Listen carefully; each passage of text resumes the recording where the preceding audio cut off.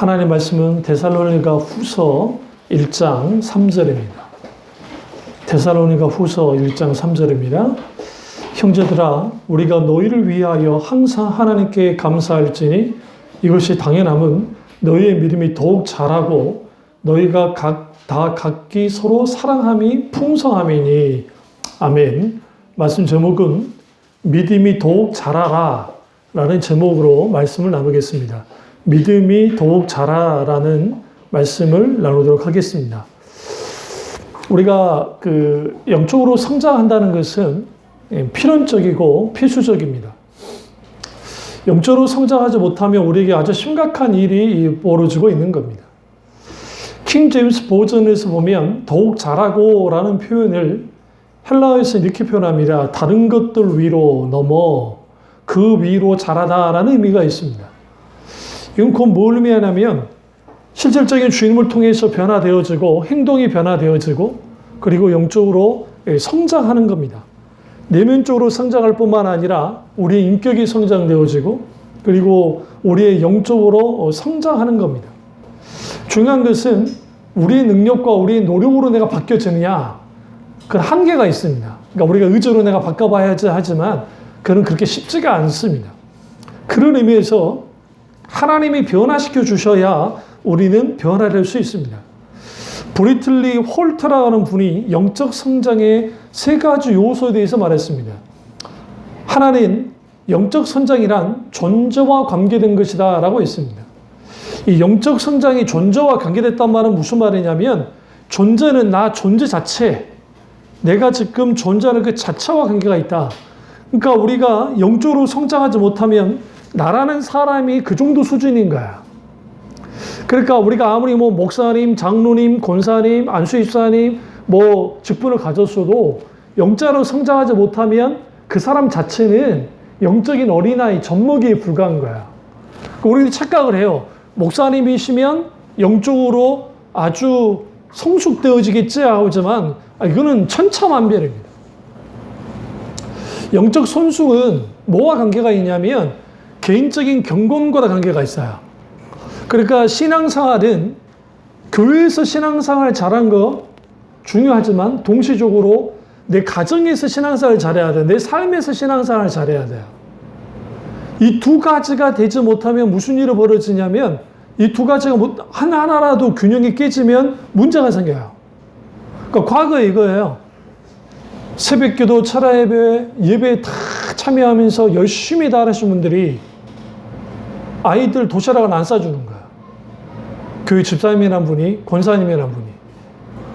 그러니까 교회 예배는 막 잘 참여해. 기도도 열심히 하고 정작 아이들 도시락을 싸줘야 되는데 늦잠을 자느라고 싸주지 않는. 그러면 그 믿지 않는 남편이 가만히 있겠어요? 말도 안 되지. 싸주더라도 형편없게 싸주는 그런 것들이 아주 문제가 되죠. 꼭 과거 우리 원로 목사님이 늘 하셨던 말씀, 불시에 각 가정에 신방을 해가지고 더러우면 난리가 나는 거예요.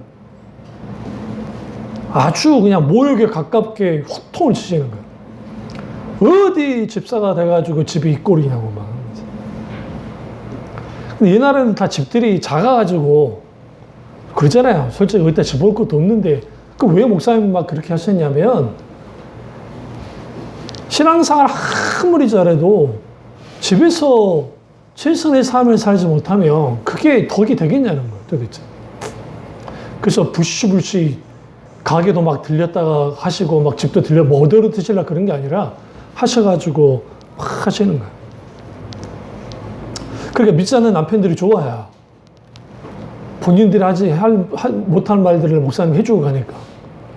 근데 우리가 여기서 분명하게 볼 것은 뭐냐면 영적인 성장은 존재와 관계에 있다. 이 말은 무슨 말이냐면 영적으로 우리가 성장되지 못하면 영적인 어린아이 상태가 있고 영적인 어린아이 상태에 있는 사람이 아무리 나이가 들고 자라도 영적인 어린아이 뿐이에요.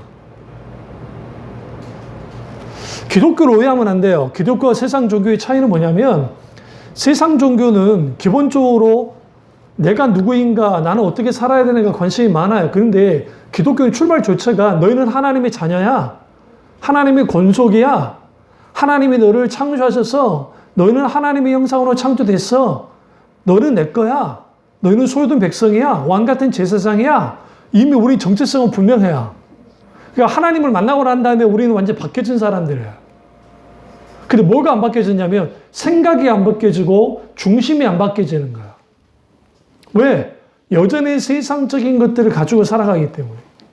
그래서 영적 성장에 있어서 가장 중요한 것 중에 하나가 뭐냐면 영적 성장은 존재에 관계된 것이고 단순히 내가 영적으로 성장했으니까 믿음이 아주 좋아져가지고 어떤 일이라도 막 믿음으로 잘 해나간다.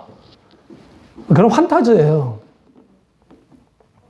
왜 그러냐면 잘 들으세요. 영적으로 성장을 이 정도 된 사람에게는 이 정도만큼의 시험이 따라와요. 영적으로 성장하지 못한 사람이 이 정도만큼의 시험이 따라오고. 무슨 말이냐면 다 그 시험을 감당하고 문제를 감당하는데 버거워요. 그러니까 감당할 만한 시험을 주님이 주시긴 하지만 버거울 만큼의 문제들이 발생돼요. 그러니까 하나님이 우리에게 딱 오셔서 요구하는 거예요. 믿음을 요구하세요. 그러면 그 사람이 그 시점에 예수님이 요구하는 믿음만큼의 믿음을 요구하시는 거예요. 마르다에게 오라비 나사로가 죽었는데 믿음을 요구하셨죠. 네가 믿느냐라고 요구하시잖아요. 근데 그녀가 어떤 믿음을 갖고 있었죠? 죽은 다음에 부활에 대한 믿음을 갖고 있었어요. 그 대단한 믿음을 갖고 있는 거예요. 왜 그러냐면 오빠가 죽었어도 주님이 이제 마지막 때에 다시 살리실 것을 믿습니다. 바리새인들과 일반적인 종교, 그러니까 유대 종교, 야훼 종교를 갖고 있는 사람들은 부활을 믿기 때문에 당연한 것이었어요, 사실. 사도계인들만 믿지 않았고. 그러면 그 속에서 그녀가 참 믿음을 보였는데 예수님이 계속 말하잖아요. 네가 믿느냐? 네 오빠가 살아날게 믿느냐라고 할 때에 그 말은 마지막 때에 살아날게 믿느냐가 아니라 지금 당장 지금 이 시점에 살아날게 믿느냐라고 물어요. 근데 계속 마르다는 딴 말을 해요. 아니요. 나중에 마지막 때에 살아날게 믿습니다. 그러니까 주님이 이제 무덤까지 가셔서 돌을 옮기게 하잖아요. 그러니까 예수님 지금 썩은 내가 납니다. 4일이 지났는데 그 지체에서 4일이 지나면 무슨 일 하시려고 그래요? 그러지 마세요. 그러니까 내가 너한테 믿으라 하지 않았느냐라고 했어요. 뭘 요구하죠? 믿음을 요구해요. 잘 들으세요. 내가 믿음의 사람이 되어지면 그 믿음의 사람 그 존재만큼 내가 성장을 해요. 그러니까 예수 그리스도 그분을 경험하면 그 예수 그리스도의 인격이 내게 영향을 끼쳐야 그 인격 속에서 내 인격이 다시 만져지는 거예요. 내 인격이 나오는 거예요. 그러니까 세상 종교는 유교든 어떤 종교든 자기 막 성격 도야를 하고 인격 도야를 해. 그러니까 과거에 막 그 목사님들 중에 혈기가 많은 목사님들이 40일 금식기도 가가지고 혈기 주기에다가 가요. 정말 혈기가 죽어요. 왜? 굶어가지고. 힘이 없잖아요.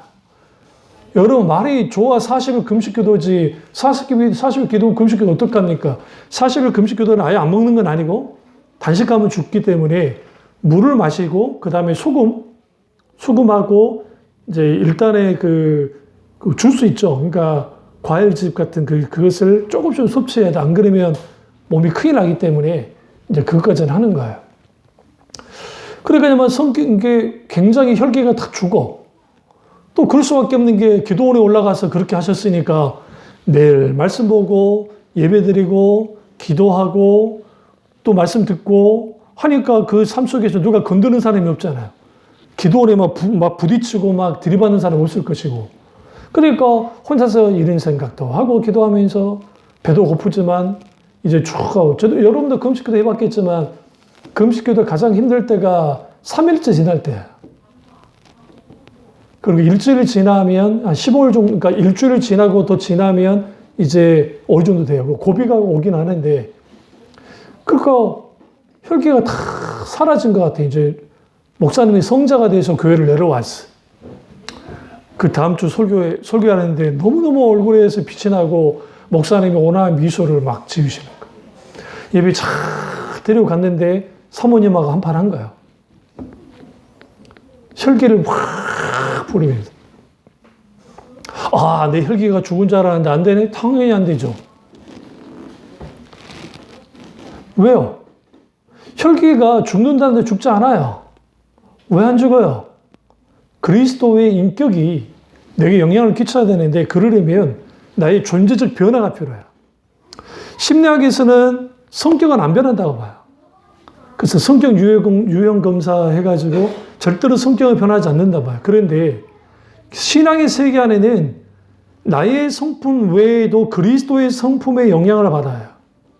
그러니까 내게 없는 성품이 주어질 때 거기에서 다루어지고 만져져서 그게 내 인격이 되어지고 내 존재가 돼요. 나라는 사람이 되는 거예요. 근데 이 모든 과정은 영적 성장이라는 과정이 없이는 불가능해요. 절대로. 두 번째는 영적 성장이란 릴레이션십을 이루는 것이다. 관계를 이루는 거라는 거예요. 그러니까 관계를 이룬다는 게 뭐냐면 하나님과 나 사이의 관계를, 바른 관계를 가지고 그 다음에 이웃과의 관계를 갖는데 이 이웃은 가까이 있는 내 가족들이고 그리고 좀 더 확대하면 내 친구들이고 좀 더 확대하면 내 이웃이고 좀 더 확대하면 세계에 있는 사람들이야. 그런데 이 관계가 균형을 맞아야 돼. 이런 사람이 있어요. 하나님과 나 사이의 관계만 괜찮으면 다 괜찮다고 생각하는 사람들. 이게 밀양에서 그 감독이 그 기독교를 질타하면서 했던 게 그거예요. 그 감독 자체가, 작가나 감독 자체가 교회를 아는 사람이에요. 그러면 그때 전도연의 아들을 유괴해서 죽였잖아요. 그 범인이. 그 감옥에 갇혔단 말이에요. 근데 이 사람이 그 아이를 죽일 때는 기독교인이 아니었는데 감옥에 딱 들어가가지고 뭐 했어요? 교회를 다니게 된 거예요. 하나님을 믿게 된 거예요. 그리고 이제 기도하면서 하나님께 회개하면서 거기에서 용서를 받았다는 거죠. 죄 용서를. 근데 전도연이 가슴은 이제 전도연도 그 동시에 그 교회를 다니게 된 거예요. 그 배우가 황정민이었나? 뭐 같이 그렇게 누군가 있었는데 어쨌든. 아, 송가은가요? 송가은가요? 그래서 같이 간 거예요. 그래서 교회를 갔는데 교회에서 말 그대로 은혜를 받은 겁니다. 전도연이. 은혜를 받아서 이제 용서하려고 이제 면회를 신청하고 면회를 했는데 보면을 보자마자 가슴앓이를 하는 거야. 그 쭉 이제 가슴을 졸이면서 딱 하는데 그 사람이 하는 말이 나는 다 용서받았다. 하나님이 나를 다 용서하셨다. 너무 편안한 얼굴을 하고 있는 거예요. 살인자 치고. 그때 전도연 씨가 이제 폭발을 하는 겁니다. 그리고 신앙을 떠나버립니다. 한국교회가 무엇을 가르쳐 놓지 못했냐면 하나님께 회개하면 그걸로 끝난다고 생각해요. 특별히 관계의 문제. 그렇지 않아요. 절대로 그렇지 않아요. 왜 그러냐면 예수님이 너희가 하나님께 허물을 드릴 때 누군가에게 혐의가 있거든. 헌금을 일단 놔두고 내려놓고 그리고 너는 가서 너와 관계에 문제가 있는 사람과 뭐 해라? 화해해라. 용서를 빌어라. 그 용서를 빌고 난 다음에 그 사람이 용서하지 않으면 용서할 때까지 가라. 그래도 용서하지 않으면 너는 기다리고 내 마음속에 있는 어떤 그러니까 내가 또 남을 용서하지 못한 것들도 내리면서 하나님께 헌금을 바쳐라는 거예요. 영적 성장하지 못하는 사람들의 특징이 하나가 뭐냐면 관계의 문제에 걸려있는 사람들. 형제지간에 문제가 있든 살다 보면 그럴 수 있어요. 솔직히. 저도 그럴 때가 있었으니까. 그리고 때로는 부부간의 관계 속에 자녀와 또 부모와의 관계 속에서 이러한 관계를 갖습니다. 이러한 그런 관계들. 또 친구들 속에서도 있고. 막 이렇게 되어지는데 그랬을 때에 이 관계 속에서 우리는 반드시 뭘 배워야 되냐면 우리는 용서하고 용서를 받아야 돼요. 우리는 살면서 누군가에게 상처를 주기도 하고 상처를 받기도 해요. 근데 인간은 기본적으로 이기적이기 때문에 내가 상처받은 것만 생각해요. 그러니까 자식들이 철이 덜 들면 자기들의 입에서 나오는 말들이 엄마에게, 아빠에게 상처된다는 생각을 하지 않고 막 붙여요. 쉽게 특별히 사춘기 때 엄마가 뭐 해줬는데 그러잖아요. 그러면 그 비수꽃도 쭉 꽂아요. 근데 그걸 몰라요. 그런데 이제 나이가 들고 결혼해서 자식을 낳으면 내 자식에게 당하면 그때서야 깨닫는 거예요. 아, 이게 엄마한테 상처가 됐구나. 무슨 말씀 드리려고 하냐면 내가 아무리 잘 살아도 누군가에게 본의 아니게 상처 줄 수 있어요. 그리고 내가 상처를 받기도 해요. 이것을 잘 관리해야 돼요. 영적 성장에 있어서 하나님이 우리를 만드실 때, 영적으로 성장하게 할 때, 한국교회는 영적으로 성장한 다음에 이거죠. 은사를 강력한 믿음의 역사 나타나고 은사가 나타나고 막 하는 것들. 그게 영적 성장한 사람들의 모습이라 생각하는데, 영적 성장한 사람들의 모습은 뭐냐면 성령의 9가지 열매가 나타나는 거예요. 사랑, 희랑, 화평, 인내, 자비, 양성, 오직, 절대, 충성. 그리고 베드로가 말했듯이 신앙의 덕목들이 우리 속에서 일어나는 거예요. 신학의 덕목들이. 한번 가보실래요? 이게 영적 성장의 표지예요, 표지. 베드로 후서 가보세요. 베드로 후서 1장 가보시면, 베드로후서 1장 5절을 보시면, 그러므로 너희가 더욱 힘써 너희 믿음의 덕의 지식을, 지식의 절제를, 절제의 인내를, 인내의 경건을, 경건의 형제 우애를, 형제 우애의 사랑을 다하라. 이게 그리스도인들이 가지고 있을 덕목들이에요. 이게 나타난 사람들이 영적으로 성장한 사람들이에요. 그러니까 뭐냐면 한국교회는 뭔 착각을 하고 있냐면 어떤 목사님이 어떤 뭐 은사주의자가 막 기도했더니 막 거기에서 막 팡팡 쓰러지고 막 역사 나타나니까 그 사람 믿음이 엄청 대단한 사람이고 영적으로 막 대단한 막 그런 사람이라고 생각해요. 여러분, 은사는 영적으로 어린아이여라도 나타날 수 있어요. 왜? 은사는 사모하는 자에게 주어지기 때문에. 은사가 나타난다고 해서 하나님이 그 사람을 뒷받침해 주는 게 아니에요. 만약에 그랬다고 한다면 마태복음에서 주여 주여 하는 자마다 다 천국에 가는 게 아니라고 그러죠. 내 이름으로 귀신을 쫓아내고 내 이름으로 병든 자를 고쳤다 했다고요. 내 이름으로 권능을 행했다 했다고요. 이상하지 않으세요? 주님의 이름으로 병든, 이게 지금 흉내내는 게 아니라 실질적으로 기적이 나타난 거예요, 막. 그런데 그들을 향해서 뭐라고 했어요? 불법을 행하는 자들이라 해서. 그러면 이 말씀 이전에 뭘 요구해요? 못된 나무가, 나쁜 나무가 못된 열매를 맺는다라고 했다고요. 나쁜 열매를. 못된 나무가. 그러면서 좋은 나무가 좋은 열매를 맺나니, 아름다운 열매를 맺나니. 열매 맺는 자가 어떤 자예요? 영적으로 성장하는 자예요. 여러분이 기도응답을 받았어요? 자녀를 달라는 기도응답을 받았단 말이죠. 그러면 그 기도응답을 받았으면 그 자녀를 주어져, 그걸로 끝난 게 아니라 진행형인 거예요. 어떻게 진행형이냐면 아이들, 허니 연희를 양육하는 그 속에서 하나님이 마음껏 자라나게 하시고 하나님이 이 땅에 태어나게 목적들이 이루어지도록 온전하게 거기서 뭐 해야 돼요? 열매를 맺어나가야 돼요. 그게 한나예요. 한나가 하나님 그 엘리의 기도를 받고 아이가 낳고, 근데 그걸로 끝나지 않았다. 우리는 그걸로 끝났다고 생각하는데, 우리 한나가 더 아이들을 낳죠. 그러나 더 중요한 건 뭐냐면, 사무엘이라고 하는 걸쭉한 하나님의 사람이 등장했어요. 왜 사무엘이 중요하냐면, 사무엘이 등장하지 않았다고 한다면, 거기에 다윗이 등장하기가 쉽지 않아요. 절대로. 사무엘이 뭘 끊어놨냐면 잘못된 사사시대의 신앙 패턴을 깨뜨렸어요. 끊었어요. 그리고 사무엘이라는 사람 자체가 사사이자 대제사장이자 동시적으로 누구였냐면 선지자였어요. 사실적인 최초의 선지자가 사무엘이에요.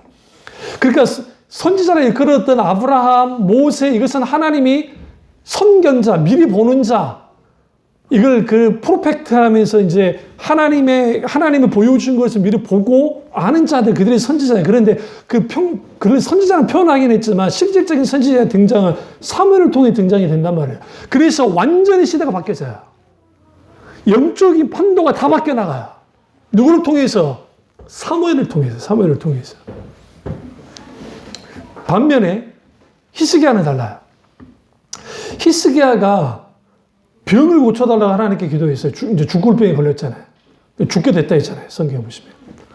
하나님께 막 울면서 기도하니까 하나님이 이사야 선지자를 통해서 무화과 나무 이걸 탁 빼가지고 이걸 빻아가지고 이 종기에 붙여가지고 그걸로 하나님이 놀랍게 치유를 하셨어요.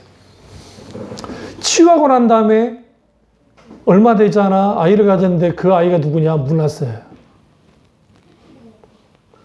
무슨 말이냐면 태어나지 말아야 될 애가 내가 태어났다고. 유다 역사 속에서. 차라리 히스기야가 그렇게 죽었으면 끝났으면 좋았을 뻔했어요. 성경의 악한 왕 중에 대표 주자가 누구예요?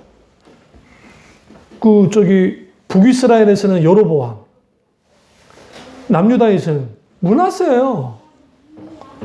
역대 상하에서는 므낫세가 회개했다고 나타나긴 하지만 그건 일시적이었던 거예요. 왜 그러냐면 진짜 회개하고 돌이켰으면 그가 선한 왕이라고 했을 텐데 성경의 평가는 악한 왕이라는 걸 봐서 그가 현실적으로 아시리아의 공격을 받아서 막 깨 부셔지거든요.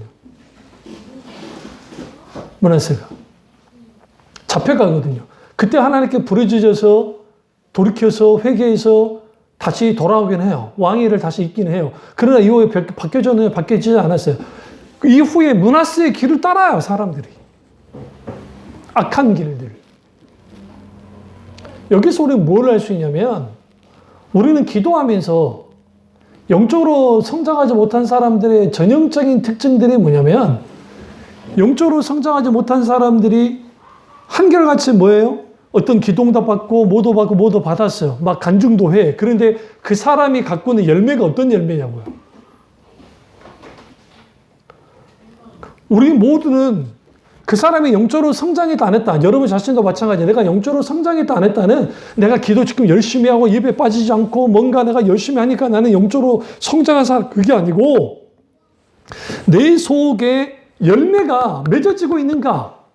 오늘 이 신앙의 덕목들이 믿음의 덕의 지식의 절제의 인내를, 인내의 경건의 형제의 우애를, 형제의 우애에 사랑을 다하는 것이 있는가? 이게 나타난 사람들이 영적으로 성장한 사람들이에요. 이게 그리스도의 성품이거든요. 그래서 영적 성장은 관계를 이루는 것인데 하나님과 바른 관계를 이루는 것이고 다른 사람과 관계를 이루는 거예요. 근데 문제는 뭐냐면 다른 사람과의 관계를 이룰 때 이게 쉽지가 않아요. 계속적으로 상처를 주고 내가 용서하지 못할 만큼의 일들을 계속 이걸 패턴을 가지고 반복적으로 경험을 하면 용서되지 않아요. 이게 어려운 거예요. 그럼에도 불구하고 용서하라고 성경은 말해요. 이게 더 어려운 거예요. 그러면 그 용서하라면 하면 누구로부터 주어지는 것이냐? 하나님이에요. 제가 늘 말씀드렸잖아요. 자녀들이 언제 철이 드냐면 부모가 불쌍하게 여겨질 때야. 측은하게 여겨질 때. 그러면 철이 금방 들어요. 부부 관계도 마찬가지예요. 부부도 서로를 측은하게 여기는 눈을 가질 때에 비로소 거기에서 뭐가 되냐면 그러한 말의 화살이나 기타 그런 것들이 내려지는 거예요. 자녀도 마찬가지니까 부모도 마찬가지. 부모도 자녀를 향해서 그러한 측은한 마음을 가져야 그렇지. 애들을 공부시킬 때 조심해야 될 게 뭐냐면 내 수준만큼 공부시켜버려서 그럼 뭐 하려고 하는 거예요 도대체. 애들에게 가르쳐야 돼요. 하나님의 영광을 위해서 공부를 해야 돼요. 첫 번째. 오늘날에 주 영광 받으려고 공부 잘하는 것들이 나라를 지금 다스리는데 우리나라를 이렇게 다스리는데 소위 잘 나가는 스카이 대학 나온 사람들이 우리나라 잡고 있는 거 아닙니까? 그 대다수가? 근데 그들의 모습들을 보세요. 자기를 위해서 공부한 사람들이기 때문에 자기를 위해서 모든 걸 해버려요. 그런 괴물들을 또 나오게 하려고요? 그러니까 우리들의 생각에 우리는 어떤 착각하냐면 누가 뭐 의사한테 시집 갔대, 시집 잘 갔대. 그게 의사한테 시집 간 게 잘 간 겁니까? 아니 변호사한테 시집 간 게 잘 간 거예요? 무슨 재벌한테 시집 갔대. 시집 잘 갔다고. 그 기준이 다 뭐예요? 돈과 명예 아니야. 예수 믿는 사람들이 그 관점을 갖고 있는 것은 미친 짓인 거예요. 사실은. 아멘. 제가 늘 말씀드리지만. 왜 그러냐면 예수 믿는 사람은 그 사람이 어떤 직업을 갖고 있다 할지라도 그 사람이 정말 하나님과의 관계에서 바른 믿음을 갖고 있고 비록 그 직장이 좀 세상 눈에 보기에 좀 덜한다 할지라도 남에게 사기치지 않고 열심히 내가 정말 일터에서 일하면서 살아가는 거예요. 그리고 자족하면서 살아가요. 그게 뭐가 하나님 앞에, 뭐가 세상 앞에 부끄러운 거예요, 그게. 세상은 기준을 둘 때에 연봉과 몸값을 가지고 사람을 판단하는 거야. 예?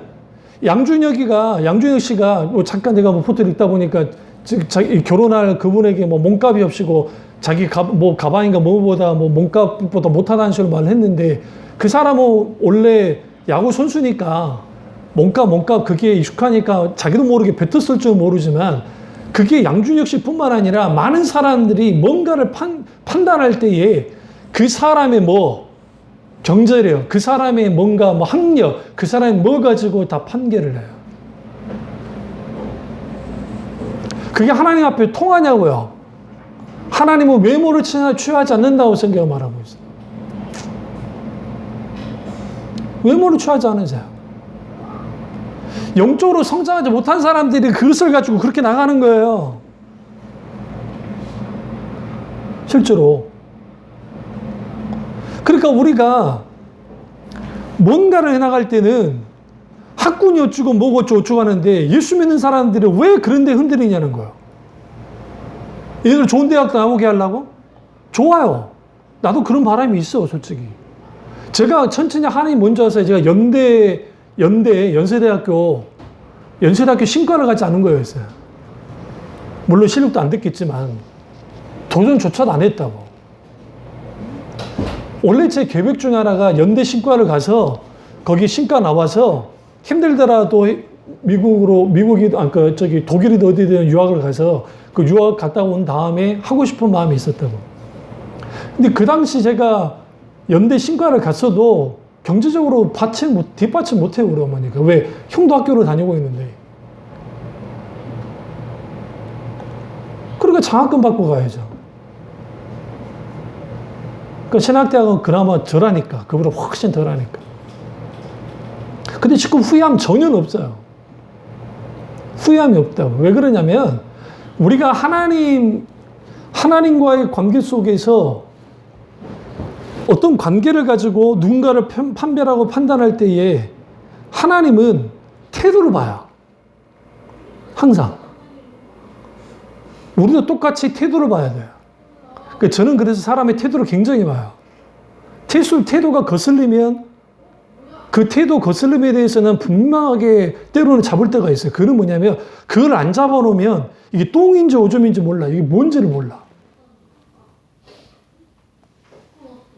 제가 화를 낼 때, 주로 화낼 때 태도가 문제 될 때 화를 내지 뭐 그렇게까지 막 제가 화내는 사람은 아니니까.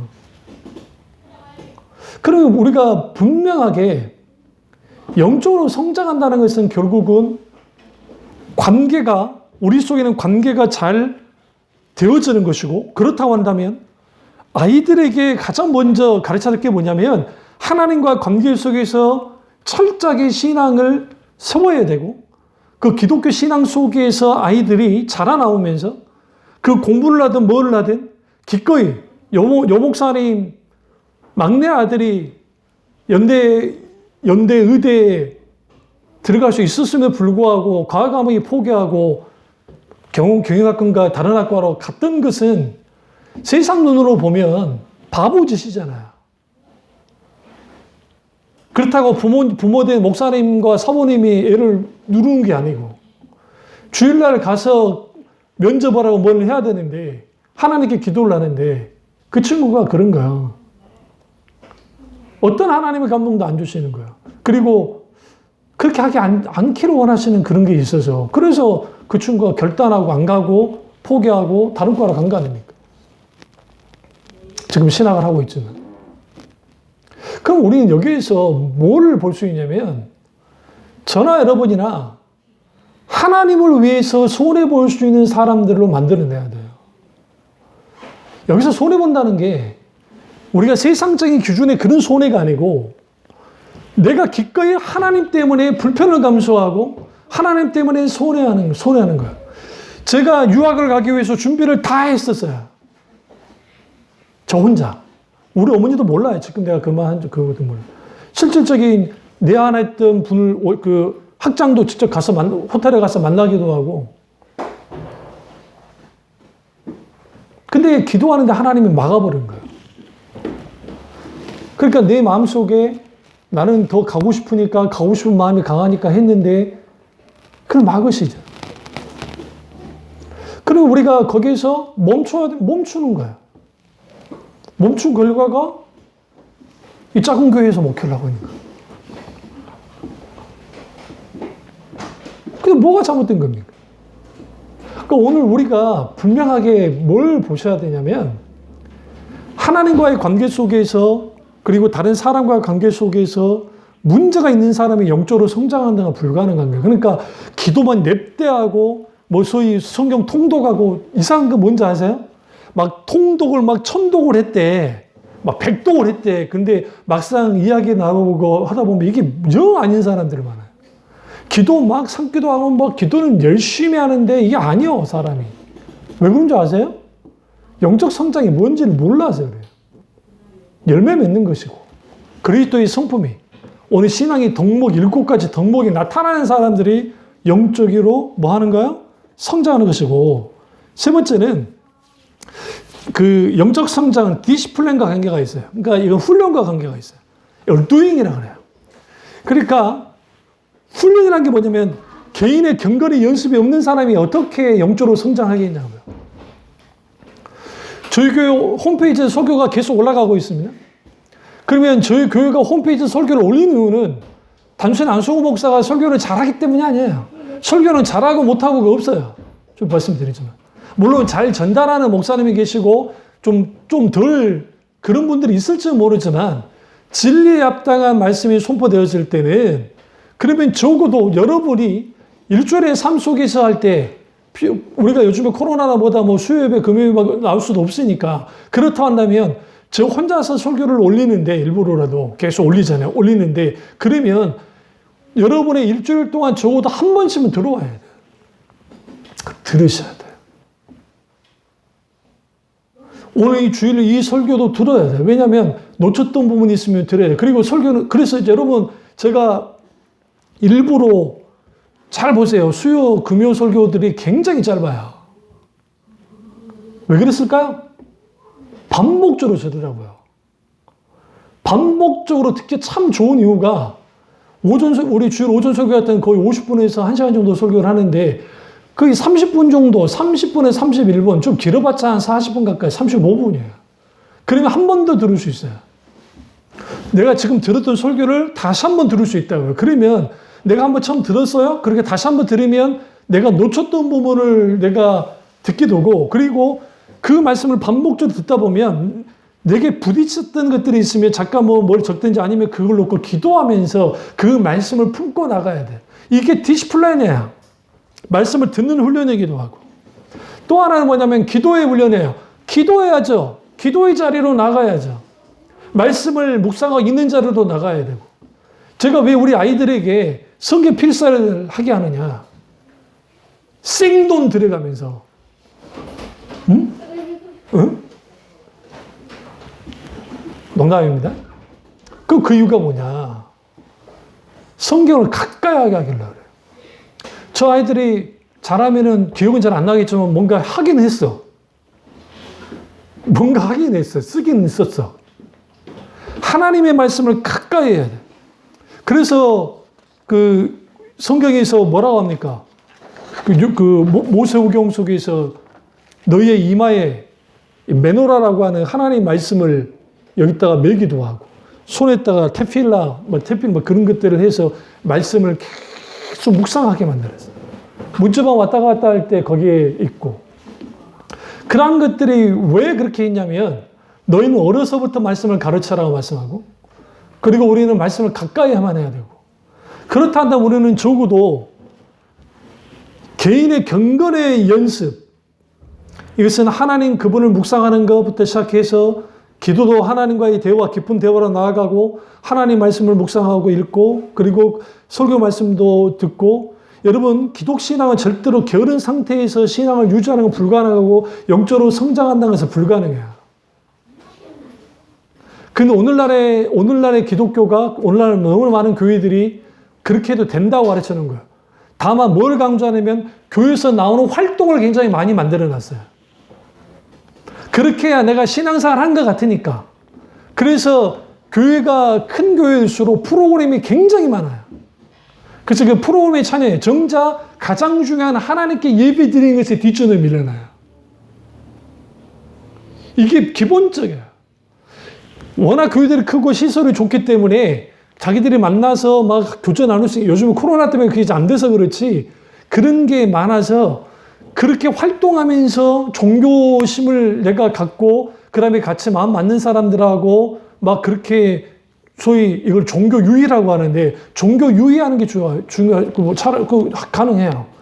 근데 여러분 어떤 교제도 여러분도 맞죠? 여러분의 친구들끼리 만나는 그 교제 속에서도 코이노니아 교제 속에는 반드시 그리스도가 함께 해야 돼요.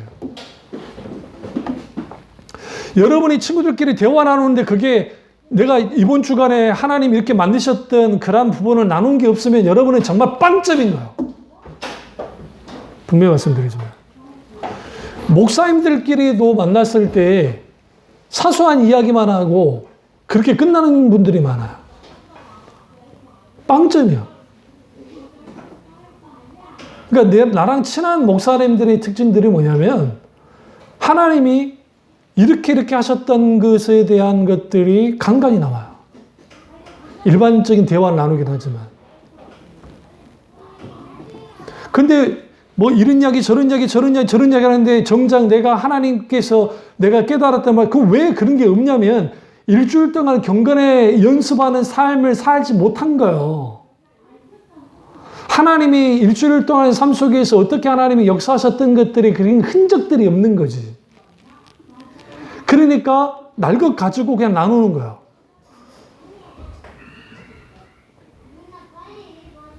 그건 코이노니가 아니에요. 그게 영적 성장하지 못한 사람들의 전형적인 특징들이에요. 요 목사님 교인들이 교제를 나누는 것을 교제실도 있고 하니까 그냥 지나가다가 듣기도 하는데 신기한 거를 발견했는데 그게 뭐냐면 뭐 교회니까 교회 거기서 앉아서 막 이제 이런 이야기 저런 이야기 하다가 하나님이 이 부분에서 이렇게 하셨고 하다 보면 이제 서로 간에 자기들이 이야기를 하기도 하고 또 목사님 설교가 이 부분이 좀 어려웠으면 그 어려웠던 부분에 대해서 서로 이야기를 나누는 것들을 들으시면서 참 감사하다라고 했거든요. 제가 어렸을 때 전도사 되기 전에 어렸을 때 지금 내 친구들이 카이스트 박사부터 시작해서 지금 인도네시아 가 있는 애, 하나는 또 경찰인 애도 있고 뭐 그런 애들이 있는데 그 친구들이랑 모였을 때 한참 티네이저들 왕성할 때 뭐 빨간 잡지를 봤을 거라 생각하세요? 안 해요. 시골에서 유학 온 애가 하나 있었는데 그의 집에 가가지고 말이 시골이지 이제 순천인데 조금 이제 버스 타고 나가면 한 3, 40분 나가면 완전 시골이잖아요. 그럼 거기 농가 같은데 그 녀석이 있는 집에 가가지고 거기서 서로 같이 기도하고 성경책 펴가지고 읽고 난 다음에 누가 시키지도 않는데 서로 말씀을 나눴고 그러다가 의문적인가 그러니까 구원파들에 대한 어떤 구원파가 주장하는 내용들이 이해가 안 되니까 과거 이제 현재 이제 미래 이제 용서받았다는 의미가 무엇인지 그걸 나누다가 내가 앞으로 살아갈 때 어떻게 살아가야 될 것인가 뭘 위해서 살아야 되는가 기타 등등 그렇게 하면서 막 이야기를 나누다가 거기서 비전이 뭔지 그러니까 하나님의 비전의 말이 그때 나온 거예요. 내가 누구 글 읽고 한 게 아니라 같이 말씀을 읽고 하는데 한 친구가 비전을 가지고 이제 하겠다 뭐 하더라고요. 그러니까 맞는데 그럼 그 비전이 누구로부터 온 것인가? 하나님의 비전이에요. 하나님의 비전의 말은 무슨 말이냐면 하나님이 나를 향한 하나님의 뜻과 목적에 합당한 비전을 가질 때 그것이 하나님 보시기에 아름다운 것들. 그럼 우리는 경직되어 살자는 겁니까? 아니에요. 그래서 내 친구들이 다 장로교육은 나만 순복음이었는데 내 친구 녀석이랑 그런데 거기에서 그럼 자유는 뭐냐? 그러면 진리 안에서의 자유란 뭐냐? 라는 거겠죠. 우리가 신앙생활 하는데 뭔가 이제 장로교 그 당시 친구들이 교리주의에 좀 많이 있었기 때문에 애들이 성령의 역사에 대한 것들이 좀 닫혀 있어요. 그러니까 제가 그 말을 한 거죠. 진리 언어를 자유케 하는데 그때부터 이미 저거는 썩트고 있었던 거예요. 말씀과 성령의 조화가 이게 있지 않으면, 이게 되어지지 않으면 아무리 성경 해도 그거는 문자로 끝나버린다는 거예요. 반대로 성령의 역사, 그 당시 제가 강력한 성령의 역사가 내가 나타나고 있었기 때문에 지금 생각해도 내 전생에 걸쳐서 그때만큼 강력한 성령의 역사가 없어요. 분명히 말씀드리죠. 근데 그 성령의 놀라운 역사 속에서 있지만 그게 말씀이 결여되어 버리면 격길로 가버려요. 그러니까 그 녀석들이 내가 말을 하면은 쭉 집중해. 근데 친구 녀석이 와가지고 너는 우리의 교주였지 않니? 그러죠. 교주였다고. 제가 고등학생 때 내 제자들이 있었던 거 아세요? 내 후배 녀석들이. 그 이유가 뭐냐면, 그쪽은 그냥 장난말로 그런 것이고, 하나님의 말씀을 깊이 들여다보는 거예요. 그때 부딪혔던 게 성화였어요. sanctification. 그러니까 구원받았고, 그 당시에도 한국교회는 구원받으면 다 끝난 것처럼, 나눔 구원 열차 받고 막 그런 거 끝난 것처럼 하니까, 그걸 끌고 나온 게 제가 끌고 나왔어요. sanctification. 성화. 왜? 나는 리스 볼코브의 조직신학의 책을 읽고 있었기 때문에. 그래서 성화가 무엇인지. 그럼 그렇게만 끝나지 않아요. 그러면 이 시대가 그 당시 이제 민주화 운동. 우리는 그러면 데모에 참여해야 되느냐, 안 해야 되느냐. 별거 아닌 것 같지만 그 시대의 최고의 화두였기 때문에. 그때 전교조가 또 나올 때고. 그게 해서 친구들끼리 얘들이 신학할 애들이 아니에요. 지금 내 친구들이 다 대부분이 어디에 가 있냐면 연대 경영학과 나와서 일반 직장 갖고 다 하고 목회자 된 사람 나밖에 없어요. 지금 인도네시아 가 있는 친구 외에는. 근데 그 친구들이 그렇게 하면서 영적으로 자라나가는 거예요. 달라요. 가치관과 세계관이 달라요. 여기서 하나님이 뭘 만들어내냐면 그 사람의 신앙의 성숙도를 만들어나가는 거예요. 그래서 제가 썼던 글이 뭐냐면 존재론이라는 글인 거예요. 존재론이라는 책이 저기 있는데 제가 존재론이라는 책을 썼던 이유가 여기 상도동 상도 2동 옥탑방에서 쓴 거예요. 밤을 새가면서. 그 엄청난 더운 여름에 장장 몇 개월에 거의 1년을 거쳐서 그 존재론과 존재 작업이라는 책을 썼다고 해요. 그게 나오게 된 배경이 하나님과, 그러니까 우리가 그 영적 성장의 과정 속에서 디시플린, 개인의 신앙의 건건들, 그러니까 우리가 찬양을 자주 듣고 찬양을 부르고 하는 것들이 아주 중요해요. 이게 아주 가벼운 것 같지만. 그리고 여러분이 필요한 게 뭐냐면 기독교 신앙 양서들, 특별히 고전 책들이에요. 귀한 책들을 읽으셔야 돼요. 제발 부탁인데 책이 어렵다고?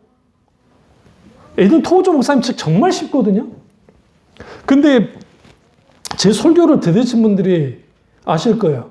제 설교 듣는 것 같을 거예요. 그럴 수밖에 없는 게 내가 에든 토저 목사님의 영향을 받았거든. 젊은 시절에. 한때 내 별명이 안토저니까. 안토저였기 때문에. 그러니까 그거. 그리고 김나초 목사님 책을 읽으면 당연히 여러분이 쉽게 읽을 수밖에 없는 게 그 책이 어려워요. 어려운데 제가 그게 이미 녹아져 있기 때문에 그분을 내가 알기 전에도 나랑 신앙관이 비슷했기 때문에 영목사님 책은 말할 것도 없고 로드 존스, 조나단 에드워드, 존 오웬, 기타는 그런 분들. 그러니까 그러한 책들을 쭉 양서를 읽어야 돼요. 그래야 거기에서 뭐가 하냐면 성장해요. 근데 이러한 영적 성장들이 왜 일어나지 않냐면 대부분의 사람들이 영적 성장을 어떤 교회적인 활동, 뭘 통해서 될 거라 생각해요. 그리고 교회에서 내가 정말 열심히 기도하고 막 공예배, 물론 그것도 다 포함돼요. 그러나 실질적인 영적 성장은 뭐에서 결정이 되어지냐면 여러분의 개인의 경건의 연습이에요. 여러분의 삶 속에서 어떻게 영적인 삶을 살아가는가, 그것에 따라서 우리가 뭐가 되면 달라지는 거예요. 그래서 우리는 반드시 뭐 해야 되냐면 믿음으로 자라나야 되는데, 믿음으로 자라나는 길은, 영적으로 성장하는 길은 하나님과 지속적으로 관계를 가질 때 가능해요. 직장생활 왜 하세요? 돈 벌기 위해서. 그러니까 직장에서 안 자라나는 거예요. 저도 부교육자 생활을 오래 했어요. 10년 이상을 부교육자 생활을 했으니까. 학교에서도 내가 일한 적 있고. 그러면 그뿐 아니라 어떤 일이든 간에 하나님의 영광을 위해서, 하나님이 함께 하시는 일들이 있기를 위해서 기도하면서 하는 거예요. 그러니까 여러분이 출근하기 전에, 아니면 그 출근했으면 거기에서 기도하는 거예요. 하나님, 오늘 내가 일할 때 하나님이 도와주시고 하나님 함께 해주시고 하나님의 이름을 높이게 해달라고. 주님 영광을 위해서 일하는 거죠. 그래야 거기에 하나님의 세밀한 간섭이 있고 하나님 역사를 해요. 제가 군복무 끝났을 때 제가 말씀드렸잖아요. 우리 상관이 내가 너 보니까 하나님이 계신 줄 알겠다 그러잖아요. 그 말이 그냥 나왔다고 생각하십니까? 농담 아니라 저는 어떤 논팽이라고 하나? 그런 거 안 하고 정말 열심히 했어요. 근데 그때마다 하나님께 기도하면서 하나님께 함께 하시기를 하면서 하는 것들. 근데 그 속에서 하나님이 막 운행하셔요. 막 놀랍게 역사하셔요. 그때 제가 알았어요. 아하, 신앙의 영역을 여러분이 교회 안에만 가져와서 여기로 끝나버리잖아요. 하나님은 거기에 가두는 거예요. 이제는 그 물꼬를 타야 돼. 내 가정으로, 내 사업장으로, 거기에 다 가지고 나가야 돼. 거기에 하나님 마음껏 역사하시도록 해요. 누구를 통해서? 나를 통해서. 그게 요셉이 그랬잖아요. 그래서 성경에 요셉이 구약에서 가장 하나님, 예수님을 닮은 사람 요셉이에요. 여러분 생각에 모세, 엘리야, 다윗 그럴 것 같잖아요. 근데 실제로 수많은 학자들 하는 말이 예수님을 가장 닮은 사람을 요셉을 꼽는다. 왜 그러냐면 요셉의 삶의 모두 다 보세요. 그가 이유 없이 고난을 당하고 하는 이 스토리가 예수님의 스토리가 거의 비슷하게 가요. 생애 스토리가. 그럼 우리는 여기에서 분명하게 볼 게 뭐냐면 내가 영적으로 왜 성장하지 못할까? 그것은 다양한 이유가 있어요. 관계에 문제가 있어서 영적인 게으름과 나태와 안일함 때문에 경건의 훈련과 연습이 없고, 그리고 무엇보다 중요한 것은 내 마음을 지켜라. 생명으로 이선하면 무릇 지키는 내 마음을 지켜 생명으로 이선하면 있는데 마음 지킴의 문제가 된 거예요. 그러니까 마음을 못 지키는 거예요. 이런 말 저런 말 저런 말 이런 말 저런 말. 여러분 절대로 여러분의 삶의 라이프 스타일을 잡동사니 같이 많이 두면 안 돼요. 사람 좋아하는 사람 치고 그 바보 같은 사람들. 왜 그러냐면 나이가 이제 적어도 40이 넘어가면 정리할 사람으로 정리하기 시작해야 돼요. 전도할 것 외에는, 전도하기 위한 관계는 어느 정도 선 두고 관계를 가지고 깊은 관계로 갈 때는 정말 줄여나가야 돼요. 왜 그러냐면 이거는 세상 사람들, 세상 그 심리학자들과 똑같은 말을 해요. 왜 그러냐면 그 관계가 이제는 그렇게 갈 수가 없어요. 20대일 때는 다양하게 넓은 관계 해도 돼. 젊으니까. 책임질 것도 별로 없고 하니까. 가면 갈수록. 그러면 그 옆에 누가 있어야 되냐면 나를 위해서 적어도 눈물을 흘리면서 기도해 줄 사람이 필요해요. 같이 기도하면서 아파해 줄 사람이 필요하다고요. 아무리 인간관계를 넓히는 사람들도요, 진짜 친한 사람들 손에 꼽아요. 여러분이 속마음을 나눌 수 있는 사람은 손에 꼽는다니까. 저도 마찬가지예요. 제 주위의 목사님들 중에. 내 속마음을 말할 수 있는 분은 딱 손에 꼽아요. 그럼 우리는 뭐 해야 되느냐? 하나님과의 관계 속에서 내 삶 속에서 지배하고 있는 게 하나님 그분이셔야 되고 하나님 그분의 은혜여야 되고 그게 뭐 내가 여가 생활을 하고 여러 가지 하는 것들은 같이 가더라도 균형 잡히게 이 모든 것들을 가야 되는데 적어도 우리의 예배를 방해하고 하나님과 관계를 방해하는 요소들은 하나씩 하나씩 커트해 나가야 돼요. 그리고 하나님 만드신 자연, 하나님이 일반 은총 속에 주어지는 이런 문명들, 그러한 것들 주님 은혜 안에서 마음껏 누리세요.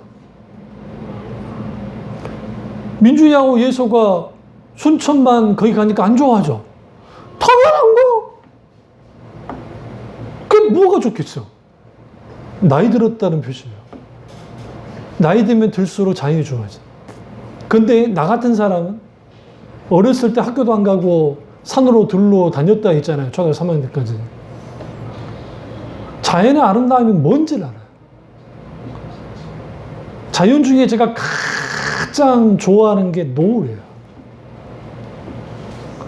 요수는 크게, 요천공단 빼놓고 요수는 크게 오염이 안 돼 있기 때문에 여러분이 그 수평선에서 해가 탁 하는 그 떠오르는 것과 막 후에 막 그 해 지는 것들을 보시면 어렸을 때 산 위에서 딱 보면요. 딱 있죠. 그러면 이 산에서 이제 떨어질 거잖아요. 내가 산 위에 있으니까 이제 해가 떨어지잖아요. 떨어지면 딱 다가오면 이게 빛이 확 오면 내 이 전체가 파괴져요.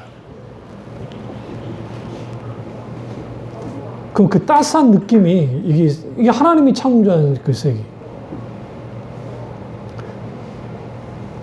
그래서 우리가 먹든지 마시든지 무엇은 아버지의 영광을 위해서 하는 것인데 드실 때에도 또 뭔가를 우리가 즐길 때에도 여행 가서 뭔가 할 때에도 기꺼이 하나님과 함께 하는 거예요. 하나님 은혜를 구하고 거기서 누리는 거죠. 그러면 거기에서 뭐 하느냐? 하나님과 계속 피드백이라는 말을 보시면 하나님과 계속적으로 주고받는 것들이 있어요. 이런 사람들이 전인격적으로 영적으로 성장돼요. 그러니까 무슨 골방에서 뭘 봤네, 뭐 환상을 봤네, 저도 많이 봤어요. 저도 육성 음성도 들었고. 여러분이 상상할 수 없을 만큼의 강력한 놀라운 하나님의 역사, 신비로운 역사 너무나 많이 경험했어요. 심지어는 여러분, 우리가 그 어렸을 때 하는데 그 막 비가 막 내리는데 야외에서 우리가 그 수련회 가서 해야 되는데 모여서 기도하는데 놀라운 거 뭐냐면 우리 지역만 비가 갑자기 그쳤어요. 근데 그럴 수가 없어요. 왜냐하면 전체적인 비가 막 하는데 그 지역만. 그 기도회가 끝날 때까지 비가 내리지 않다가 기도 끝나고 딱 들어가는데 비가 쏟아지기 시작한 거 아세요? 우리는 그걸 우연이라 그러겠지. 근데 하나님이 하신 거 아세요? 왜 그러냐면 기압골이 그렇게 형성될 수 없어요. 왜냐하면 이게 지금 전국에 비가 내리고 있었고 그것도 막 비가 굉장히 세차게 장마가 길어져가지고 유독 우리가 지금 모여있는 그 지역만 갑자기 비가 오지 않는 거기서 하나님의 놀라운 역사가 나타나는 이거 말고도 너무나 많아요. 하나님의 사귀신 역사들이. 근데 그런 역사를 경험했다고 성장하는 줄 아세요? 안 해요. 왜냐하면 그걸 아는 게 내 친구 녀석이 그래요. 지금 경찰이었던 게 친구 녀석이 그랬거든. 놀라운 역사를 경험을 많이 했고 나를 통해서 하나님 하신 일들을 가장 내 옆에서 봤던 녀석인데도 도를 아십니까에 빠지기도 하고 그리고 김기동 2단에 빠지기도 하고 왜 그렇게 됐다고 생각하세요? 현상 따라갑니다. 영적 성장은 하루아침에 일어나지 않아요. 하루하루를 하나님께 내어드리고 하나님 그분과의 대화 속에서 시작하고 그리고 끝에 맺으세요. 적어도 이런 생각하세요. 내가 하루에 적어도 하나님 생각 10번은 하자. 10번 하기 힘듭니다.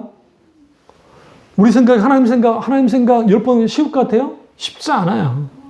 그러면 우리가 하나님을 자꾸 찾는 것들이 묵상하는 것들이 있으면 거기 찾아와서 역사하신 하나님으로 말미암아 그분이 나를 다루시고 깎고 만지심을 통해서 내가 성장되는 겁니다. 이 놀라운 은혜가 저와 여러분 있기를 주님으로 축원합니다. 기도하겠습니다. 기도하실 때 이 말씀이 나의 말씀이죠.